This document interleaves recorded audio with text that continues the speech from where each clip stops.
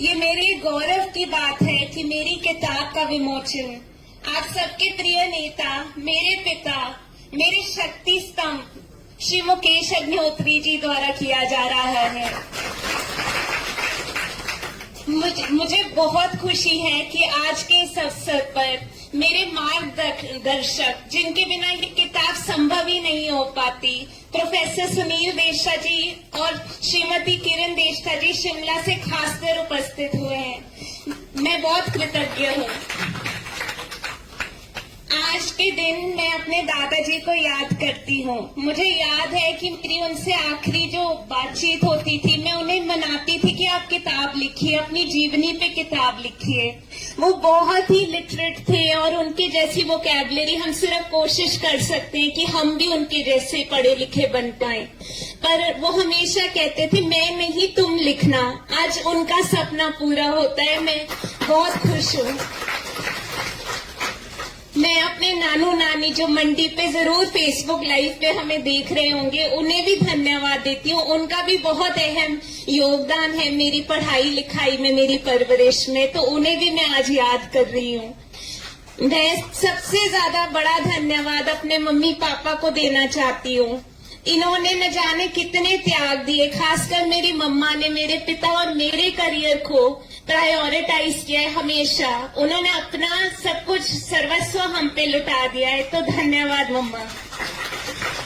मैं इस सफर में मैंने कई बारी, मेरा तकिया कलाम होता है ना, इन 3 सालों में मेरा तकिया कलाम था, मैं तैयार नहीं हूँ, अभी कैसे करूँ। तो जब हमारा टॉपिक एडमिशन होना था पीएचडी में, तब भी मैं एडमिशन का टेस्ट नहीं देने जा रही थी कि मैंने पढ़ाई नहीं की, अभी तो एलएलएम हुई है। पापा ने धक्के मार मार के कहा कि कुछ नहीं फर्क पड़ता, नंबर कितने आते, जाओ पेपर दो। और वो पेपर निकला, मैं टॉपर्स में से एक थी। फिर आरडीसी होती है जहाँ टॉपिक अप्रूव होता है, उसके लिए हमें लिखना पड़ता है चैप्टर पूरा। और तब भी मैंने कहा मैं तैयार नहीं हूँ, मैं अभी नहीं लिख दे सकती आरडीसी। उन्होंने धक्के मार मार के आरडीसी करवाई। फिर पीएचडी का जब मेन थीसिस जमा होना था, तब भी मेरा तकिया कलाम था, मैं कैसे करूं, अभी तैयार नहीं हूं। उन्होंने डेडलाइन दे दी और हमें करना पड़ा। मेरे गाइड ने दिन रात मेरा समर्थन किया और तब ये बुक, ये पीएचडी थीसिस जो बुक के रूप में आज पब्लिश हो रहा है, ये संभव हो पाया। तो मेरे तकिया कलाम तो यही रहा, मैं तैयार नहीं हूँ। पर मेरे पिता बार बार यही कहते थे, आमले का खाया हुआ और बुजुर्गों का कहा हुआ बाद में पता चलता है, और पता चल गया।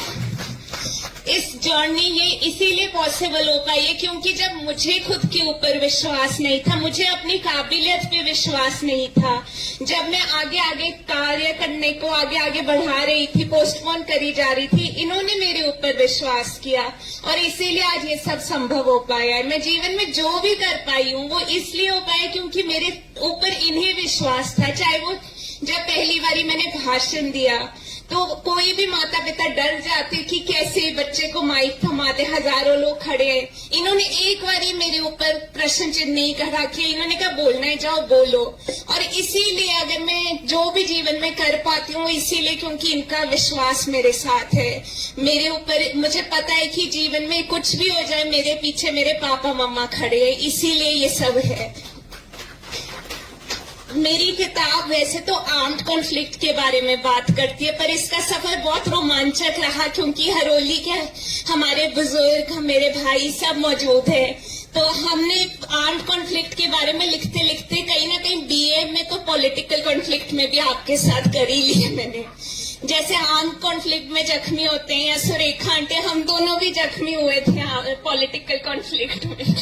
तो ये काफी रोमांचक रहा। वो इन दोनों में भी सिमिलैरिटीज है। जिस तरह पॉलिटिकल कॉन्फ्लिक्ट होता है उसमें सब जायज नहीं है, वैसे ही आर्म्ड कॉन्फ्लिक्ट में सब जायज नहीं। कहते हैं ना कि everything is fair in love and war, but war में ऐसा नहीं। अंतर्राष्ट्रीय कानून है, परंतु दिक्कत क्या है, 20वीं सदी का कानून 21वीं सदी के युद्ध पे अप्लाई किया जा रहा है। तो ये किताब उसी के बारे में है कि कैसे कानून में और जो हकीकत है, दुनिया की हकीकत है, उसमें एक गैप है और कैसे कानून को आगे बढ़ना होगा। सारे देशों को एकत्रित होके नए चैलेंजेस जो युद्ध में है उनसे डील करना होगा। जैसे अब हम देखते हैं ऑटोनॉमस वेपन्स है, साइबर वेपन्स है, और देश जितने भी हैं सब उनका इस्तेमाल कर रहे हैं, पर क्या कानून उस तरह से इनसे डील कर पा रहा है? नहीं कर पा रहा है।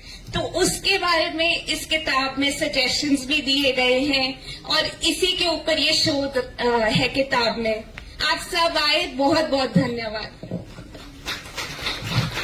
तौर पे कुछ मेरे परिवार के सदस्य हैं, नगीना आंटी, कुशल अंकल, किरण दीदी, वो दिल्ली से आए हैं। मेरी बुआ आई है, ताऊ ताई आए हैं, कुशा भाभी, करण भैया आए हैं।